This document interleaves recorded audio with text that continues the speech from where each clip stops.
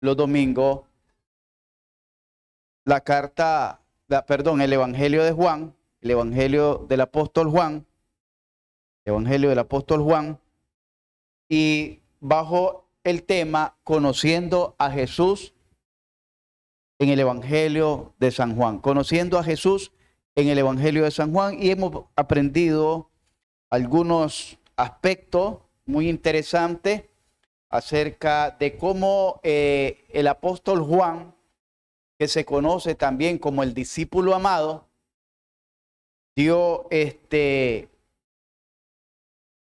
da testimonio y da a conocer a Jesucristo diferente de los otros tres evangelios llamados sinópticos, ¿verdad? Es muy interesante, ¿verdad?, que la iglesia y las personas conozcan el evangelio a Jesús a través del evangelio de San Juan. Y le damos por ello gracias a Dios que en esta tarde nos acompañan 2 visitas, por no decir 5 visitas. Tenemos a Jenny Brown, ¿verdad?, que ella es nacida en la iglesia bautista. Usted nació allá, ¿verdad?, en Corn Island, sí, y reside aquí en Managua, y está viviendo ahí por donde la hermana Gladysela, por ahí vive. Ella la acompaña Lía y Génesis. ¿Son nietas suyas? Nietas suyas, Lía y Génesis. Son gemelas. ¿Ves? Son gemelitas. Y también nos acompaña Edith Navas con el varón Elías David. Y la niña, ¿cómo te llamas, hija? Serían 6. No dice, se llama Jimena. Jimena. Tenemos, ¿cómo le dice la iglesia a los invitados? Bienvenidos, que el Señor les bendiga y que vuelvan a venir.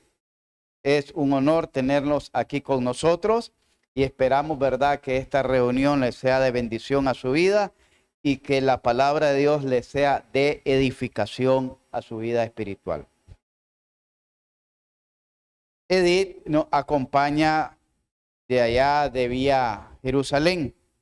Allá nos acompañó ella, iniciamos con ella y su mamá, ¿verdad?, que ya está en la presencia del Señor. Iniciamos los estudios allá. Y después ella pues anduvo prófuga de la ley y la justicia, pero ya está aquí con nosotros, gracias a Dios. Me alegró cuando Catherine me dijo, Edith decidió bañarse y acompañarnos para ir allá a la iglesia. Es una alegría, una bendición, porque yo creo, ¿verdad?, que Dios tiene muchos propósitos para la vida de Edith.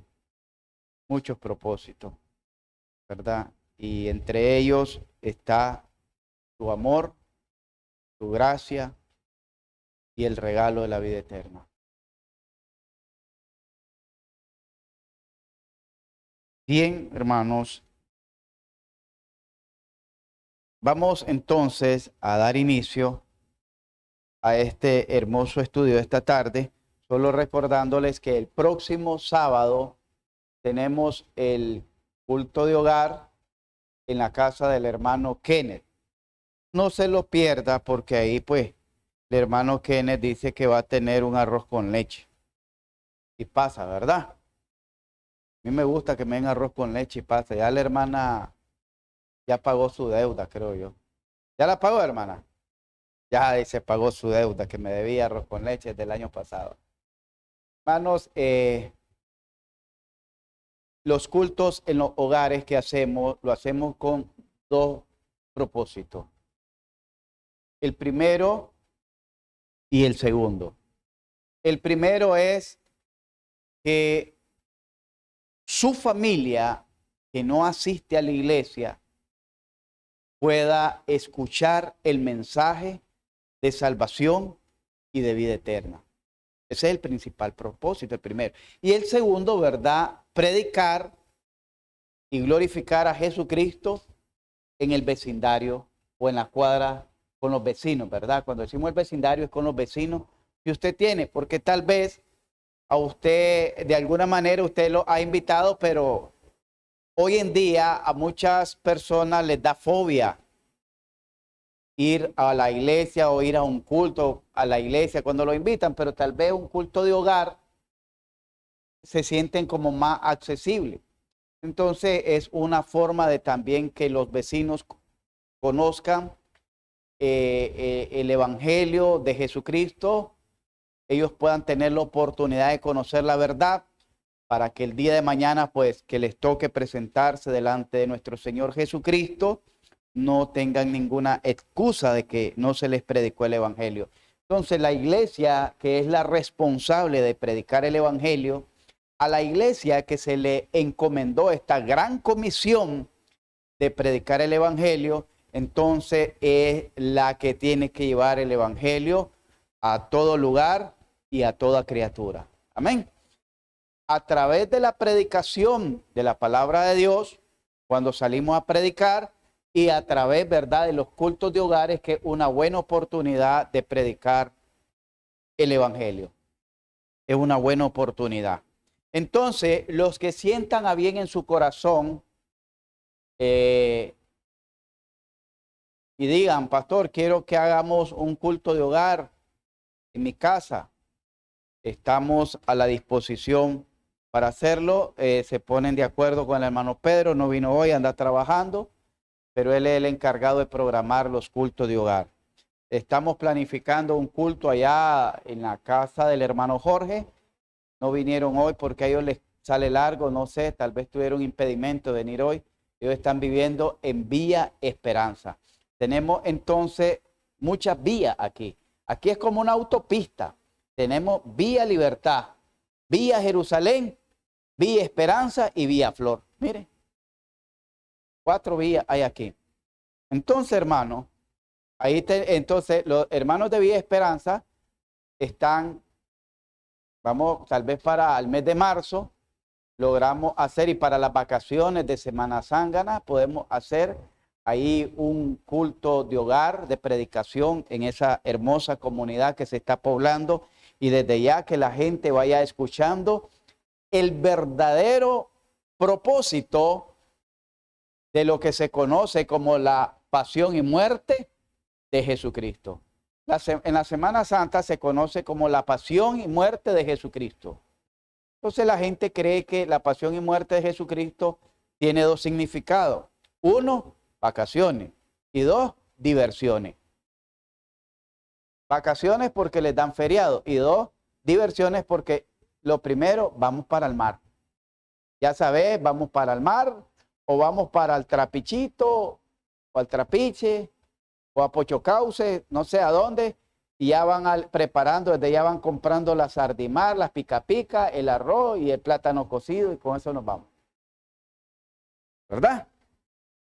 Ya se va programando la gente, pero ese no es el verdadero significado. Por eso les estamos enseñando, conociendo a Jesús a través del Evangelio de Juan, para que nosotros tengamos la oportunidad de conocer desde otra perspectiva a nuestro Señor Jesucristo.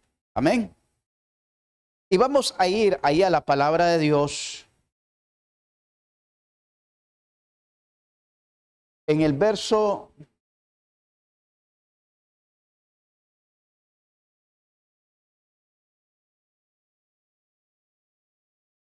38, y dice la Escritura, me siguen ahí con su vista, capítulo 1, versos 38. Los que no andan Biblia pueden comprar una en sociedades bíblicas, pero aquí vamos a poner el texto. Y los que andan Biblia pueden abrirla, para que miren que lo que les ponen aquí es lo que está ahí en su Biblia, ¿verdad? Y dice, y volviéndose Jesús y viendo que le seguían, les dijo, ¿qué buscáis? Ellos le dijeron, Rabí, que traducido es maestro, ¿dónde moras? Le dijo, venid y ved. Fueron y vieron dónde moraba y se quedaron con él aquel día, porque era como la hora 10. Andrés, hermanos de Simón Pedro, era uno de los dos que habían oído a Juan y habían seguido a Jesús. Este halló primero a su hermano Simón y le dijo: hemos hallado al Mesías, que traducido es el Cristo. Y le trajo a Jesús, y mirando Jesús dijo: tú eres Simón Pedro, hijo de Jonás, tú serás llamado Cefa, que quiere decir Pedro. El siguiente día quiso Jesús ir a Galilea y halló a Felipe y le dijo: sígueme. Y Felipe era de Betsaida, la ciudad de Andrés y Pedro. Felipe halló a Natanael y le dijo: hemos hallado a aquel de quien escribió Moisés en la ley, así como los profetas, a Jesús, el hijo de José de Nazaret. Natanael le dijo: ¿de Nazaret puede salir algo bueno? Le dijo Felipe: ven y ve. Oramos. Padre, te damos gracias por tu palabra, por tu amor, por tu misericordia. Gracias, Señor, porque nos reúnes en este humilde lugar donde nos permites, a través de los directores, elevar cánticos espirituales de adoración hacia tu trono celestial. Gracias, Dios, porque sin merecerlo y siendo hombres y mujeres de labios inmundos, por medio de tu Espíritu Santo, nos permites adorarte. Gracias, Señor, porque por medio de Jesucristo, tu Hijo amado, quien entregó su vida por nosotros en la cruz del Calvario, nos permites acercarnos confiadamente al trono de tu gracia para encontrar el oportuno socorro, Señor, para encontrar el consuelo de nuestras almas, mi Dios, para encontrar esa esperanza de nuestras almas abatidas, Señor, afligidas, turbadas por las diferentes circunstancias que enfrentamos a diario en nuestra vida. Pero en ti, Señor, encontramos esa paz, ese consuelo, esa esperanza, ese gozo en medio del dolor y la tristeza que solo tú puedes darnos. Ese gozo inefable, Señor, que solo puedes tú traer a nuestro corazón y a nuestro espíritu. Gracias, Dios, por ese dulce refugio que traes a nuestra vida.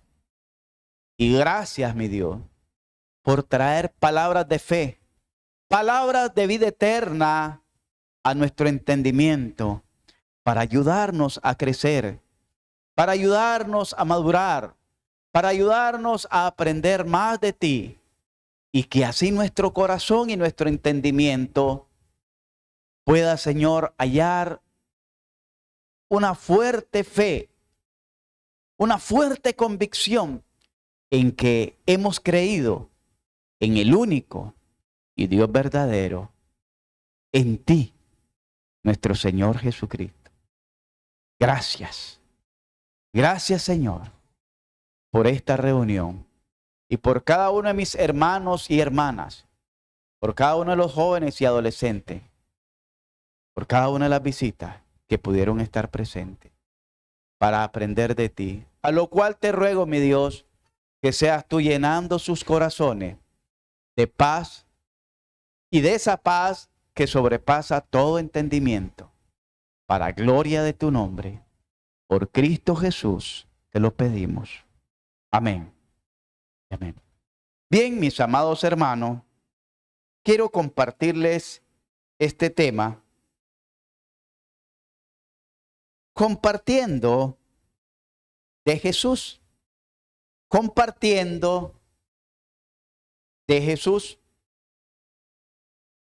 Hemos dicho desde los temas anteriores que el escritor, el apóstol Juan, llamado también por nuestro Señor Jesucristo como el discípulo amado, según se cree, era el menor de todos los apóstoles, era el más joven, es aquel que se le recostó en el pecho a Jesús, es aquel que estuvo en la cruz junto a María en la cruz. Este discípulo llamado Juan, conocido por los teólogos como el apóstol Juan el teólogo también, Juan el teólogo, y se le conoce como Juan el teólogo porque además de haber escrito este hermoso evangelio, tuvo la oportunidad de escribir 3 epístolas. La primera carta, la segunda carta y la tercera carta de Juan. Pero además de escribir el evangelio y las 3 epístolas, se le conoce también como el escatólogo, porque fue a él en quien en los últimos años de su vida, expatriado en la isla de Patmos, ahí a él Dios tuvo la gracia de revelarle el Apocalipsis o el libro de las revelaciones. Entonces miramos que Juan es uno, después del apóstol Pablo, es uno de los mayores exponentes en dar a conocer tanto a Jesucristo como su doctrina. Muy hermosa la labor del apóstol Juan. Y se dice de que fue uno de los últimos apóstoles y el único que no tuvo una muerte de martirio, sino que murió, según se dice, por vejez, porque ya había sido exiliado a esa isla y antes de eso había sido echado en una olla de aceite hirviendo, en un perol de aceite hirviendo, pero como miraron que no le pasó nada, Dios lo guardó como aquellos 3 príncipes que fueron echados en el horno de fuego y no les pasó nada, a Sadrach, Mesach y Abednego, en el libro de Daniel. Entonces lo exiliaron, lo mandaron expatriado a esta isla de Patmos donde se le reveló el Apocalipsis. Entonces miramos que Juan tenía un amplio conocimiento de la persona de Jesucristo, ¿verdad, hermano? Pero ¿por qué tenía un amplio conocimiento de la persona de Jesucristo? Sencillamente porque Juan había caminado con Jesucristo. Y usted dirá, pero yo no puedo caminar. Claro que usted puede caminar, Samuel, con Jesucristo. Claro que usted puede. Usted puede caminar con Jesucristo a diario en su vida devocional. Usted puede caminar con Jesucristo a diario en su vida práctica del cristianismo. Usted puede caminar a diario con Jesucristo a través del estudio y la meditación de la palabra de Dios. Usted puede caminar a diario con Jesucristo a través de la devoción en la oración. Usted puede caminar a diario a Jesucristo a como comenzaron estos hombres, y era compartiendo de Jesucristo. Pero para que usted pueda caminar con una persona y compartir de esa persona, usted tiene que conocer a esa persona. Estamos hablando de dar referencia. Por ejemplo, yo les digo, yo tengo mucho cuidado, aún con las personas que medio conozco, de darle una referencia. ¿Y saben por qué? No porque sea presumido, sino porque, hermanos, la referencia que yo doy, la doy cuando digo, la doy con sinceridad. Cuando pongo ahí, conozco a esta persona desde hace 5 años, 7, 15, es porque realmente la conozco. Y cuando estoy poniendo en la referencia, estoy dando un voto de fe. Y después que si yo recomiendo a alguien por recomendarlo, y estoy diciendo una persona de principios morales y llegó siendo un mentiroso, o llegó siendo un mañoso, o llegó siendo un irresponsable, ¿cómo queda mi persona? Yo fallé. porque yo dije algo que no era. Y entonces quedo como mentiroso o como cómplice de aquella persona, ¿verdad? Entonces tengo que tener ese cuidado.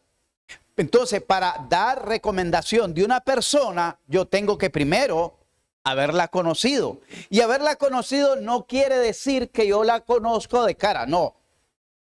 Una cosa es conocer. Si alguien me pregunta a mí, ¿usted conoce, por decirle a alguien, al presidente? ¿Usted conoce a Daniel Ortega? No, yo no lo conozco. Sé que es el presidente de Nicaragua, sé su trayectoria política, etcétera, pero yo no lo conozco. ¿Por qué? Porque yo nunca he tenido la oportunidad de convivir con él, ni de platicar con él, ni de tener un lazo de amistad con él. No sé si me explico. Y así puede ser con muchas personas. ¿Usted conoce? No, yo sé quién es, pero no puedo decir que la conozco, porque para decir conozco, la misma palabra conozco, es porque sabe muy de cerca quién es aquella persona, para decir conozco. Pero dar una referencia de alguien, no, sé quién es, pero conocerla a fondo, no. Tenemos que saber eso. Entonces, para poder, hermanos, yo creo que esa es una de las cosas que cada uno de los cristianos deberíamos de manejar. Cada uno de los cristianos deberíamos de concientizar y de sincerarnos para podernos compartir de Jesús. Por ejemplo, el apóstol Juan conocía quién era Jesús. Y el apóstol Juan comienza este evangelio, dijimos, dando referencia de Jesús, no como el hijo de María, no como el anuncio, el cumplimiento profético de Isaías, Isaías capítulo 6, Isaías capítulo 9, y el anuncio del ángel, y que a través de María y de José, el cumplimiento, etcétera. ¿Cómo conocía Juan a Jesús? Como el Hijo de Dios. Y como él lo conocía como el Dios encarnado, ¿cómo hace referencia de él? En el principio era el Verbo. Y el Verbo era con Dios. Y el Verbo era Dios. Amén, hermano. Él lo conocía no como un hombre natural, sino como el Dios hecho hombre. Y entonces él comparte de Jesús como el Dios encarnado. Amén. Hermoso eso. Juan el Bautizador o Juan el Bautista conocía a Jesús como la luz de la vida, como la luz de los hombres. ¿Qué quiere decir la luz? Bueno, que era el hombre que venía a deshacer las obras de Satanás, a librar a los cautivos y oprimidos por el diablo. Y él conocía que Jesús era la esperanza del hombre, porque el hombre estaba antes de Jesús perdido en sus delitos y pecados, cautivo por el poder del diablo, condenado por causa de sus pecados. Entonces él dijo, Jesús es la luz de los hombres, la luz de esperanza. Él es, entonces, ¿de qué da testimonio? De que Jesús es la luz. Porque así lo conoció él, ¿verdad, hermano? ¿Estamos entendiendo? Le estoy hablando el tema compartiendo de Jesús. Pero dijimos que para compartir de Jesús tenemos que conocer a Jesús. Para que usted pueda platicar de alguien, tiene que conocer a ese alguien. Por ejemplo, algunos hermanos de aquí quizás hayan compartido en algún momento de mi persona. Ve, allá el pastor es bastante joven, digo yo, ¿verdad? Alegre, dinámico, etcétera, etcétera. De pronto pueden decir, no, es que él es bien enojado o bien malcriado, etcétera. Porque así me han conocido. De acuerdo a cómo me conocen, así van a referirse de mi persona, ¿verdad? Entonces miramos, hermano, que Jesús, dijimos, era el Verbo, Jesús era Dios y Jesús era la luz de los hombres. ¿Cuántos títulos le he compartido ahí acerca de la persona de Jesús? ¿Cuánto? 3.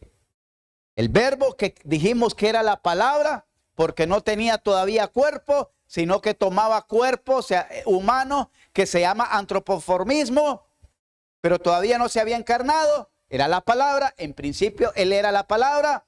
Después miramos que dice que él era Dios y después miramos que era la luz de los hombres. Pero después Juan da testimonio cuando lo mira y dice, esa luz de los hombres, esa esperanza de luz de los hombres, además de que es una esperanza de luz, trae un ministerio a cumplir. Y he aquí el Cordero de Dios. ¿Cuál es el título que le da Juan a Jesús? No solo mira la obra maravillosa que Jesús va a hacer en la humanidad, la esperanza gloriosa que Jesús le trae a la humanidad, sino que también mira cómo es que va a dar esa esperanza. Y es a través de un sacrificio. Y he aquí el Cordero de Dios. El domingo anterior estuvimos meditando sobre ello, ¿verdad? Que no es el Cordero de Génesis 3:15. El Cordero de Génesis 3:15 es un tipo, pero no era el Cordero de Dios.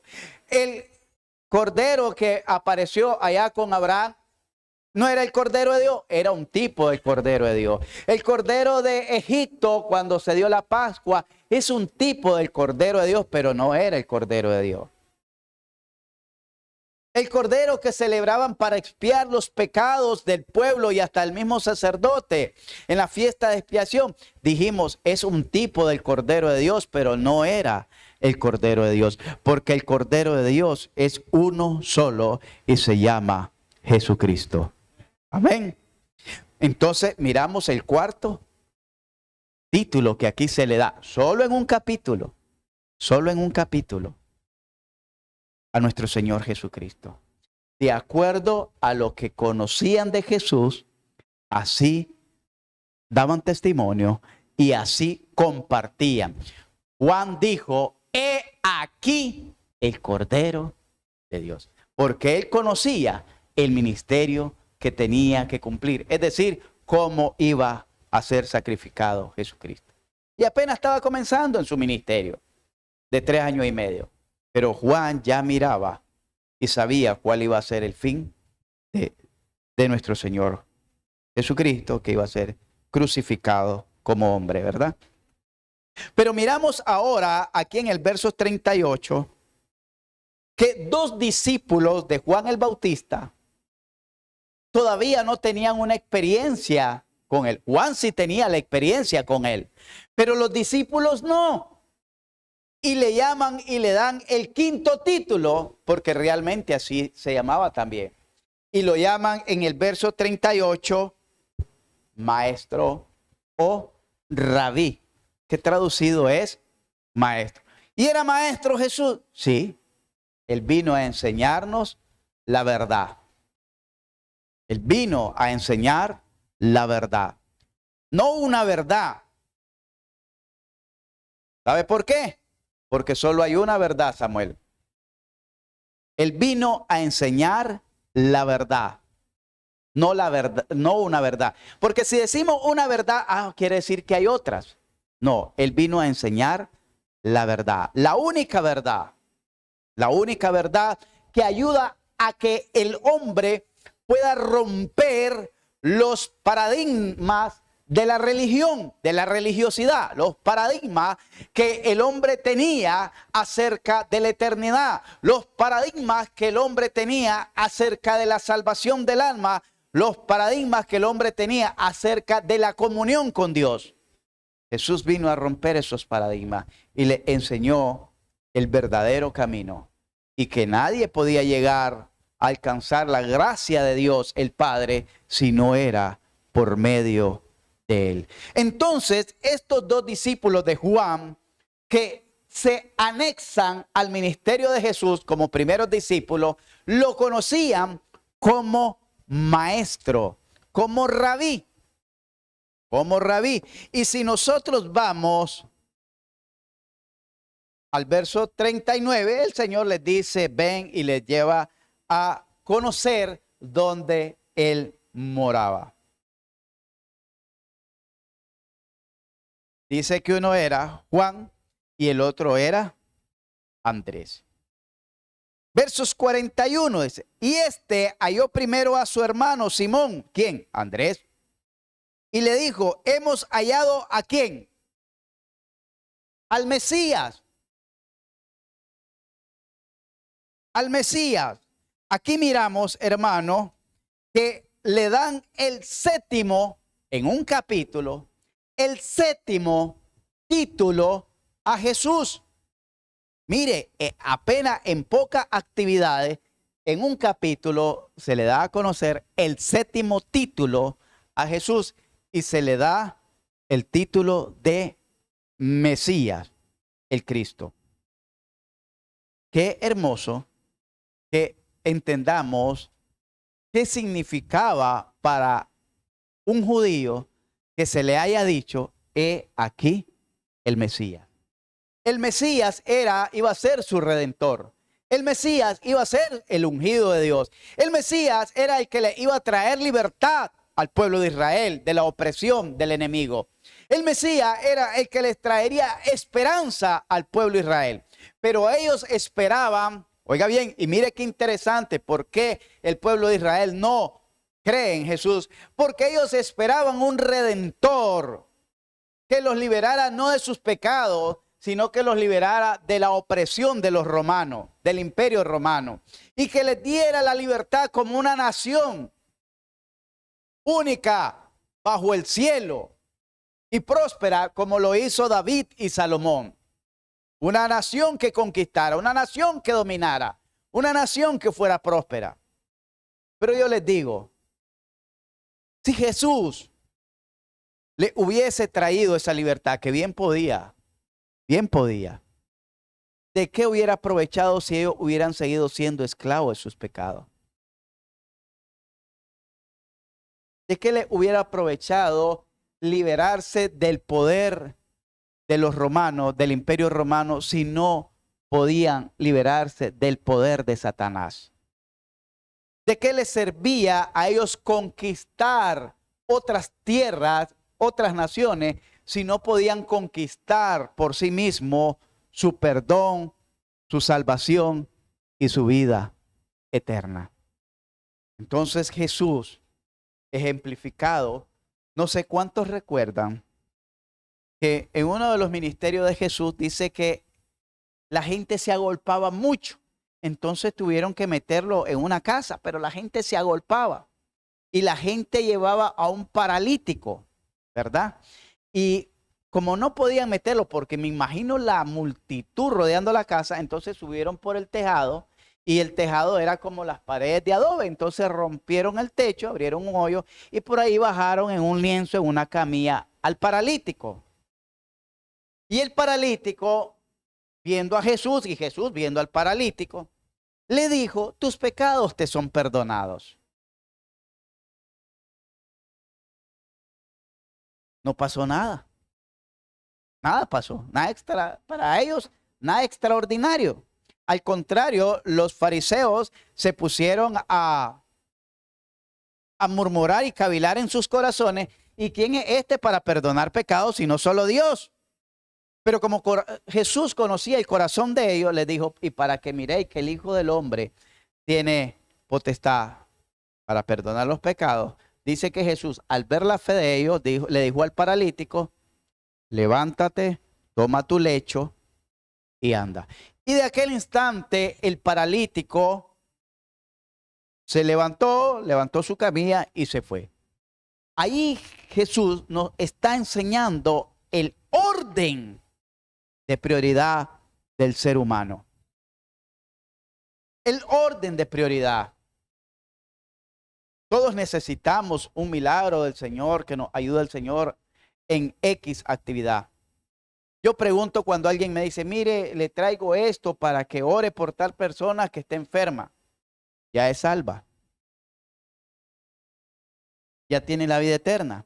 Ya recibió el perdón del Señor. Ya se entregó al Señor. No, es que El Señor enseña, hermanos, que la prioridad, lo esencial que necesita el hombre, no es la sanidad, no es un milagro físico, sino el milagro espiritual. Y eso es lo que Dios hizo con el pueblo de Israel. Les traía la libertad espiritual, no la libertad física. Porque una vez que fueran libres espiritualmente, entonces podían ser libres físicamente o políticamente. Pero la gente siempre anda buscando primero los milagros y hasta después, si acaso, se entregan a Jesús. ¿Qué es lo que hacen algunos? Se les olvida quién hizo el milagro y no vuelven con el Señor. O lo buscan solo por el favor y después que quedas también se les olvida. Hermanos, aquí miramos que Andrés le dice a Simón Pedro que ha encontrado al Mesías. Usted cuando habla de Jesús, ¿cómo se refiere cuando comparte de Jesús? ¿A quién encontró usted? Diga. Al Hijo de Dios. ¿Con qué gozo comparte usted del Jesús? Me imagino que fue lo más hermoso, lo más impactante, el boom de la vida de Andrés, que cuando él siente en su corazón, wow, no conocí solo a un maestro, porque maestros en Israel habían muchos, hasta de sobra, hasta demasiados. Pero Mesías no habían muchos, solo había uno. Y yo tuve la oportunidad de encontrarlo. He encontrado al que libertó mi alma. He encontrado al que trajo esperanza a mi alma. He encontrado al que trajo consuelo a mi alma. He encontrado a aquel que le pudo dar sentido a mi vida. He encontrado a aquel que pudo transformar mi vida. Y a ese yo te vengo a compartir. Eso fue lo que hizo Andrés con su hermano. No solo le dijo, entonces, ¿cómo va? Ahí pues ya gracias a Dios, ya acepté a Jesucristo. Y me estoy congregando en la iglesia bautista. Eso lo hace cualquiera, hermano. De cualquier religión, de cualquier denominación. Es más, no solo los religiosos. Los alcohólicos anónimos dicen, ya dejé de beber y estoy yendo al centro de alcohólicos anónimos. Los reformados moralmente dicen, estoy yendo a una sesión de hombres de negocio. Eso no es nada extraordinario. Eso no es nada que vaya a conmover, a impactar la vida de aquel amigo, de aquel familiar, de aquel pariente. Pero si tú le dices que ese a quien tú encontraste es la esperanza de tu vida, es el consuelo de tu vida, es la fortaleza de tu vida y es quien transformó verdaderamente tu vida, entonces tú vas a dejar boquiabierto a aquel que te escuche. Compartiendo de Jesús, hermano. Por eso les digo, conociendo a Jesús desde el Evangelio de Juan, hermano. Porque Juan no está dando a conocer a un hombre más. Juan no está contando la historia de un hombre más que vivió en este mundo, que vino a esta tierra, que vino a esta vida. Juan está detallándonos quién era verdaderamente Jesús. Usted puede hacer lo mismo, pero para eso tiene que caminar con Jesús. Tiene que haber conocido verdaderamente a Jesús. ¿Cómo comparte usted cuando ¿y sos cristiana? Pues sí, ahí voy a la iglesia. Ahí vamos, yo voy a la iglesia. ¿Y a qué iglesia va? Pues me estoy congregando en una iglesia bautista. ¿Pero qué de Jesús? La iglesia bautista, la nuestra, no te va a transformar, hermano ni hermana. Ni te va a cambiar. Te va a ayudar a crecer. Te va a ayudar a conocer y a madurar. Pero quien te va a transformar es Jesucristo. Él es el que te va a transformar. Si realmente quieres esa transformación. Si realmente quieres vivir esa hermosa y maravillosa experiencia que vivieron estos primeros hombres. Mire, Mire qué tremendo esto, hermano. Si es que cuando usted lee esto, apenas mire estos pocos versículos que le he mencionado, y usted los lee y le pide la sabiduría a Dios que se sumerja y le dice: Dios, yo quiero conocerte en este pasaje. Yo quiero, mire qué hermoso. Juan el Bautista era un hombre sobresaliente en ese contexto histórico. Juan el Bautista era un hombre prominente en ese contexto histórico. Juan el Bautista no era cualquiera. Era un hombre que hasta Herodes le temblaba, que era el rey de aquella nación. Pero estos discípulos que habían sido discípulos de Juan el Bautista no fueron a dar testimonio de Juan el Bautista. Fueron a dar testimonio del que había cambiado y transformado su vida. Porque Juan el Bautista, si bien es cierto, habían preparado el camino del Señor en la vida de ellos, pero no habían experimentado la transformación que pudieron haber tenido con Jesús. Y cuando ellos se acercaron a Jesús, ¿sabe lo que hizo Jesús? Ellos le preguntaron: Rabí, ¿dónde vive? Cuando tú te acercas a Jesús, por cualquier razón, por cualquier circunstancia, por cualquier situación que estés pasando, cuando tú te acercas a Jesús y le buscas y le llamas y le clamas, déjame decirte que Jesús no te va a rechazar. ¿Saben lo que le dijo Jesús a ellos? Vengan, vengan, venid. ¿Sabe qué implica esa palabra? Porque está hasta en signo como de admiración. Venid, le dice. Es una invitación real. Jesús no te está rechazando. Jesús no te está diciendo: espérense ahí. Yo, hermanos, estuve en una iglesia hace muchos años, 28 años, 29 años, donde para poder acercarme a aquel pastor que caminaba como con 6 osos polares, así, miren, más grande que el hermano y así recio, que era el cuerpo de escolta, ahí en Panamá. Yo quise acercarme para saludarlo porque andaba gozoso y la predicación estuvo buena. Entonces, aquellos mamulones, así chiquitos, menuditos, me hicieron así: espere ahí. No pude acercarme ni hablarle. Me quedé así. Y ahí me quedé esperando y nunca me llamaron. Después, cuando ya me venía a Nicaragua, quise también ir a su oficina. Espere, ¿para qué lo quiere? Es que yo soy de Nicaragua y voy de regreso a mi país. Estuve congregándome aquí en su iglesia y quería despedirme de él, que orara por mí. Regresa a la secretaria. Dice que va a estar orando por usted y que le vaya bien. Es un gozo que haya estado aquí. No pude acercarme. No pude. Pero ¿sabe qué te dice Jesús? Venid. Ven. Vaya a buscar un diputado. A ver si lo va a recibir. Cualquiera que sea. Vaya a buscar a un gerente de empresa. A ver si lo va a recibir. Vaya a buscar un hombre importante de negocio. A ver si lo va a recibir. A veces ni su jefe lo quiere recibir. Ni su jefe, que ya lo conoce, lo quiere recibir. Ahorita estoy ocupado, venite mañana, tengo la agenda apretada. Dice. Y es la panza que anda apretada. Sí, hermanos. Pero Jesús nunca te rechaza cuando tú lo buscas. Él te dice: venid y ved lo que querés ver. Contemplad mi gloria, contemplad mis promesas, contemplad mi riqueza y ser participante de ella. Venid, ved. No te quedes fuera. Entra en el gozo de tu Señor. No te quedes como espectador. Ven y sé parte de este hermoso ministerio. Eso le dijo a estos hombres. Venid, ved. Y una vez que ellos vieron y experimentaron, pudieron compartir con los demás. Miremos que al día siguiente, dice el verso 43, quiso Jesús ir a Galilea. Y allá a otro hombre llamado Felipe. Y a este Felipe le dijo, sígueme.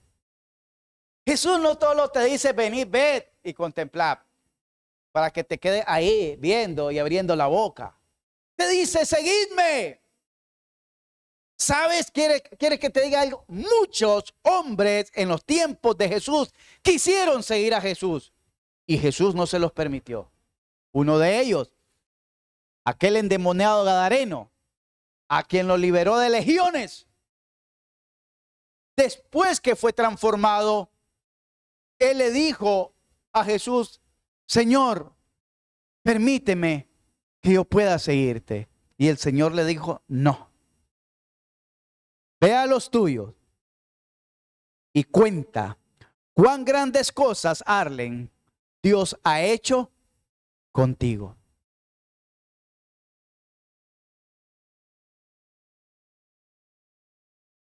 ¿Qué le dijo?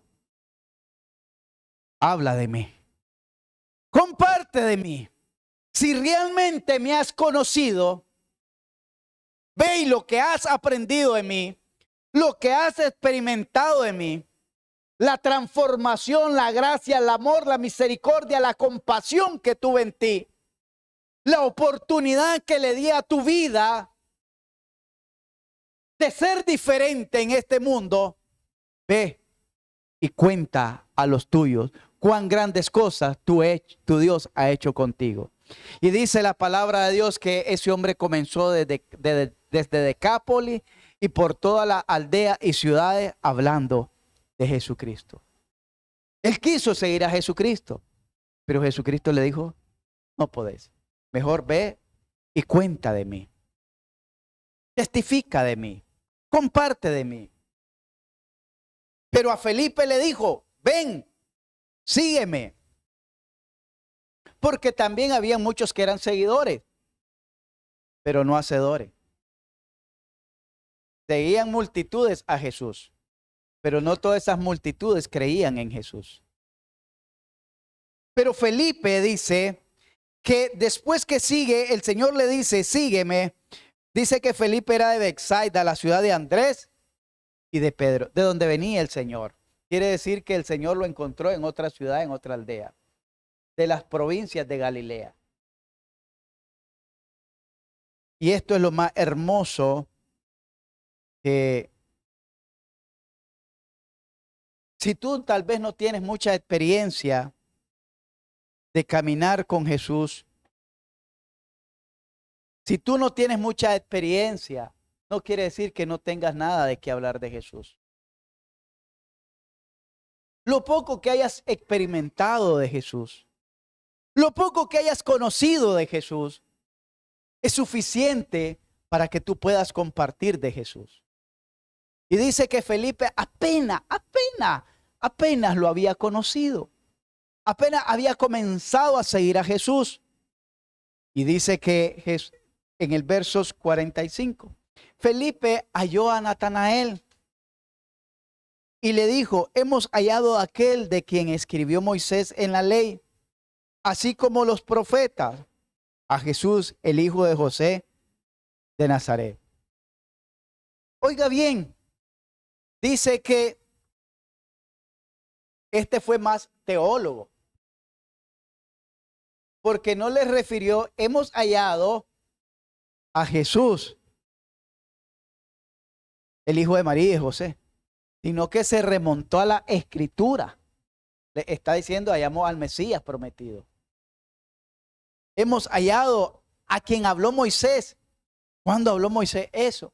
Allá en Deuteronomio, cuando les dijo: el Señor os dará profeta después de mí. A él escuchad y seguid. Se estaba refiriendo a Jesús. Y los profetas anunciaron: Ezequiel, el mismo David, Isaías, anunciaron de la venida de Jesucristo. Entonces lo refiere a la escritura. No para que me crea a mí, sino para que crea las escrituras. Y como no tenía mucho que decir, entonces le dice Natanael: ¿de Nazaret puede salir algo bueno? ¿Sabe por qué le dijo: de Nazaret puede salir algo bueno? Porque era una ciudad que no era muy antigua. Era una comunidad que había surgido en el tiempo de la diáspora. Es decir, cuando el pueblo de Israel regresó de la del cautiverio. Después que el pueblo regresa del cautiverio en Babilonia, entonces hicieron algunas comunidades.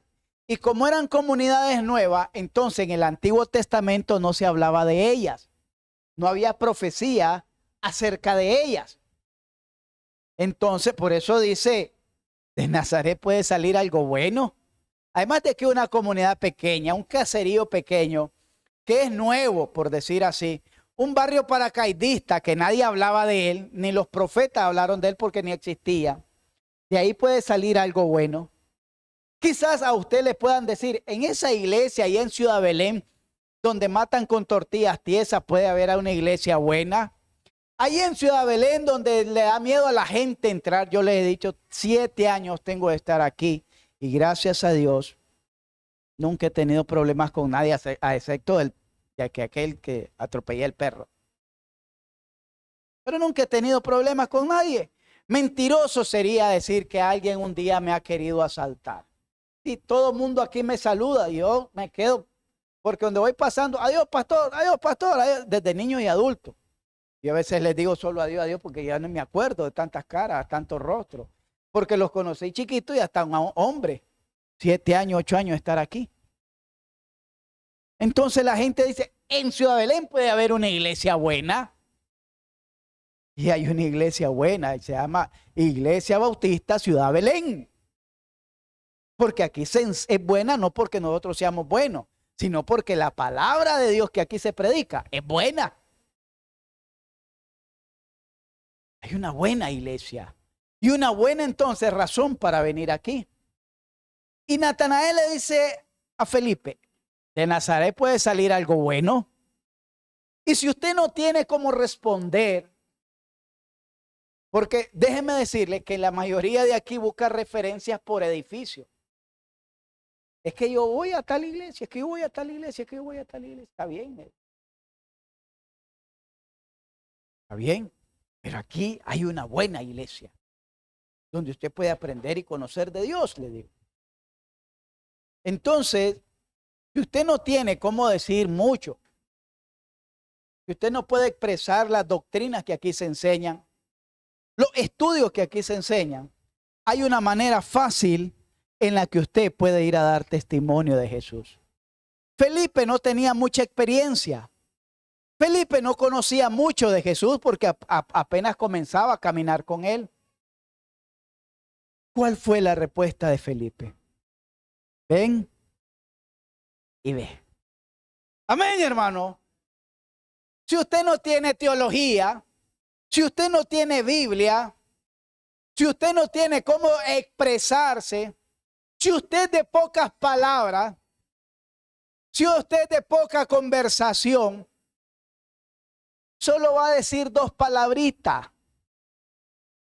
Ven y ve.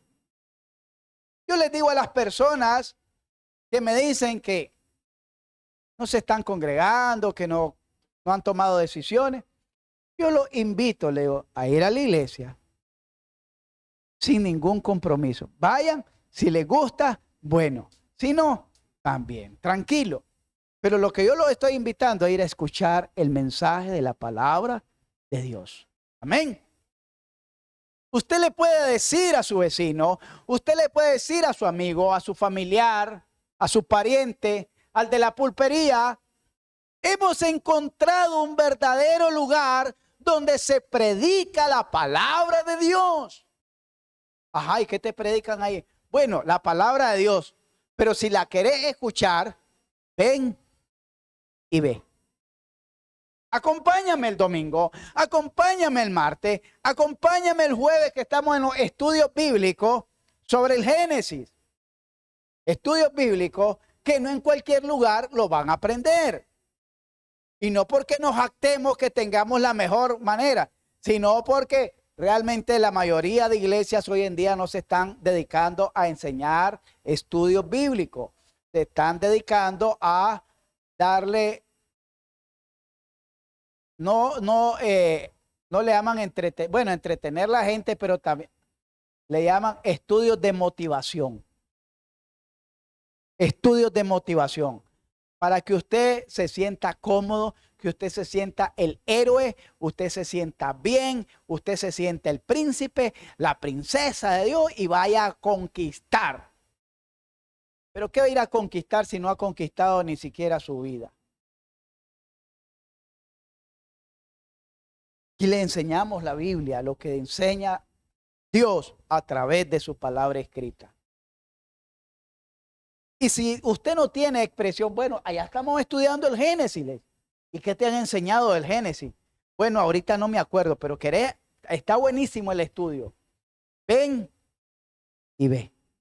Yo te llego a traer el jueves. Yo te llego a traer el martes. Yo te llego a traer el domingo. Pero yo llego ahí el domingo a 4:45. Yo te estoy tocando la puerta y te llego a traer. El martes a las 6:30 yo te estoy llegando a golpear la puerta. El jueves lo mismo. Y no te preocupes, te llego a traer y te llego a dejar. Para que no te dé miedo andar en estas calles sola. Cuando van a agarrar el búho, vienen el búho a medianoche ahí. En esa calle ahí no les da miedo, pero para venir a la iglesia yo sé que les da miedo. Es más peligroso venir a la iglesia que ir al parque. Yo sé que es más peligroso. Hay gente que no le gusta venir al culto porque le da miedo. Le da miedo que se le salgan los demonios. No que se le aparezcan los demonios, sino que se le salgan los demonios. No que le salga el diablo, sino que se le salga el diablo. Entonces por eso les da miedo venir. Entonces usted dígale, ven y ve. Hermanos,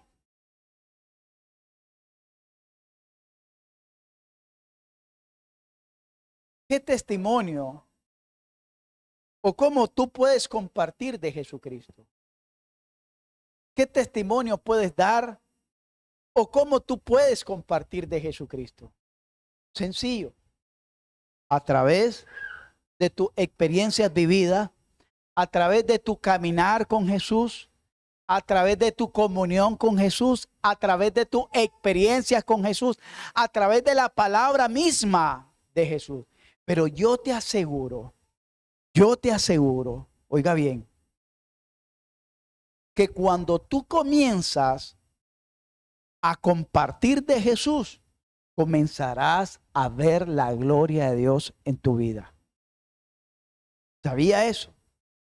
Hay muchas personas que no pueden ver la gloria de Dios porque no conocen a Dios. Y si no conocen a Dios, ¿cómo van a conocer su gloria? Miren, aún Pedro, Juan y Jacobo, cuando estuvieron en la transfiguración, ellos miraron a Jesús, ellos miraron a Elías, no sé cómo lo reconocieron, porque antes ni fotografía había, y miraron a Moisés. No sé cómo lo reconocieron porque antes no había fotos de Moisés. Nosotros ahora tenemos idea de Moisés porque hemos visto la película de los 10 mandamientos. Pero no hay foto. No hay foto de ellos. No hay foto de Elías. ¿Cuánto tenía Moisés de haber vivido antes que de la transfiguración? Tal vez unos 1000 años. Elías, ¿cuánto tenía? Tal vez unos 500 años, más de 500 años. Y no había cómo reconocer aquella imagen en la transfiguración. Pero dice que Pedro, Juan y Jacobo reconocieron a Jesús, a Jacob y a Elías. ¿Pero cómo lo vieron? Como Jesús, como Jacobo, ¿cómo es? Como Jesús, como Moisés y como Elías. ¿Y cómo dice la escritura que estaba en la transfiguración? Jesús dice que se transfiguró y fue su rostro lleno de una luz que sobrepasaba la luz del día. Es decir, en su gloria. Miraron a Jesús en su gloria, pero ellos solo miraron a Jesús. Y ellos dijeron, esta luz del sol está muy radiante, te hacemos una enramada para ti, una para Elías y una para... No, le dice, porque no era la luz del sol, era la luz de la gloria de Dios. Hermanos, queremos ver la gloria de Dios, comencemos a compartir de Jesús. Comencemos a hablar de ese Jesús, de lo que ha hecho Jesús en tu vida. No hables de lo que tal vez ha hecho en la Biblia, habla de lo que ha hecho en tu vida. ¿Cómo conoces a Jesús tú? Ya les dije cómo lo conoció Juan, el escritor del Evangelio, el discípulo amado, cómo lo da testimonio de él, cómo da testimonio Juan el Bautista de él, cómo dio testimonio Andrés de él y cómo da testimonio Felipe de él. Felipe incluso da el testimonio de que han visto al rey de Israel.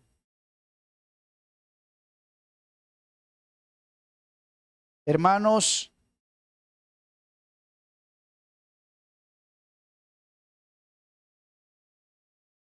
tú no sabes, yo les he compartido alguna experiencia. Tal vez ustedes miran allá a una persona indiferente. Tal vez ustedes pueden ver a un alcohólico. Tal vez ustedes pueden ver a un drogadicto. Y ustedes dicen, no vale la pena hablarle a ese borracho de Jesús. ¿Qué va a querer? ¿Para qué le va a servir? No vale la pena hablarle a ese drogadicto de Jesús. ¿Para qué? ¿Qué se va a cambiar ese? Pero ¿sabe qué? Yo fui borracho. Yo fui vago. Yo probé la droga. Yo fui narco. Y el Señor me pudo transformar. Por eso yo le hablo a los borrachos. Porque yo fui borracho igual que ellos. Yo le hablo a los drogadictos. Porque yo me drogué igual que ellos. Yo le hablo a cualquiera, al de la calle, porque yo anduve en la calle, hermanos. Y si Dios pudo transformarme a mí, ¿cómo nos va a poder transformar a ellos? Que ellos para mí son como pescaditos de agua dulce. Yo era un tiburón, hermano. Y si pudo hacer eso con este tiburón, ahora con un pescadito de agua dulce. ¿Sabe lo más hermoso? Cuando usted mira la gloria de Dios, cuando aquel drogadicto deja de ser drogadicto y comienza a ser un servidor de Dios. Qué hermoso sería que aquí en este lugar se parara uno de esos muchachos que andan drogadictos. Yo siempre le hablo a un gatito que anda ahí, me saluda muy amable, muy cariñoso a él. Y siempre lo invito y le hablo del Señor, un gatito que mantiene ahí. No un gatito, un muchacho que es gato. Me diera gusto, créanme, ver aquí a ese muchacho predicando de la palabra de Dios. Porque nosotros aparentemente, moralmente, somos mejores que ellos. ¿Qué va a ser? Somos peores que ellos. Porque ellos demuestran lo que son y nosotros no demostramos lo que éramos. Y usted dirá, ¿qué tiene que ver con esto? ¿Sabe lo que dijo Natanael de Jesús? ¿De Nazaret puede salir algo bueno? ¿Y sabe qué dijo después Natanael cuando tuvo la experiencia con Jesús? Le dijo en el verso 49. Respondió Natanael y le dijo, Rabí, tú eres el Hijo de Dios, el Rey de Israel. ¿Cuántos títulos llevamos? 7. Y 2, 9 títulos en un solo capítulo. Rabí, ya habíamos visto que le habían dicho Rabí, maestro, pero tú no eres un maestro más. Esta no es una iglesia más. Tú no eres un cristiano más. Rabí, tú eres el Hijo de Dios, el Rey de Israel. Y respondió Jesús y le dijo, porque te dije, te vi debajo de la higuera, ¿crees?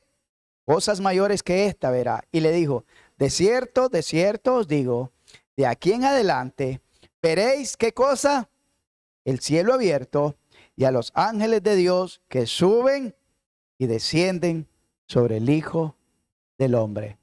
10º título, el Hijo del Hombre, en un solo capítulo.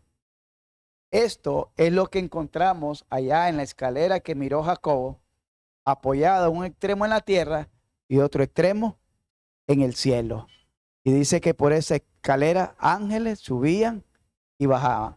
En aquella visión que tuvo Jacobo cuando iba huyendo de su hermano. Hermanos, nosotros no podemos privarnos, no deberíamos de privarnos de ver la gloria de Dios. No deberíamos de privarnos de ver la gloria de Dios. Pero ¿quieres ver la gloria de Dios? Comienza a compartir de Jesucristo. Aquí hay programas de evangelismo, pero no puedes esperar al sábado. Estas cuadras están llenas de gente de que no va a la iglesia. Gente religiosa que todavía no ha conocido a Jesucristo. Gente religiosa que todavía no ha experimentado la gracia de Jesucristo. Gente religiosa que todavía no es salva. Gente religiosa que todavía no ha nacido de nuevo. Con ellos puedes experimentar y dar testimonio de esa gracia de Jesucristo. Amén, hermano.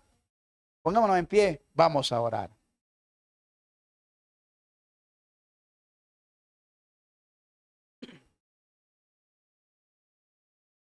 Conociendo a Jesús desde el Evangelio de Juan.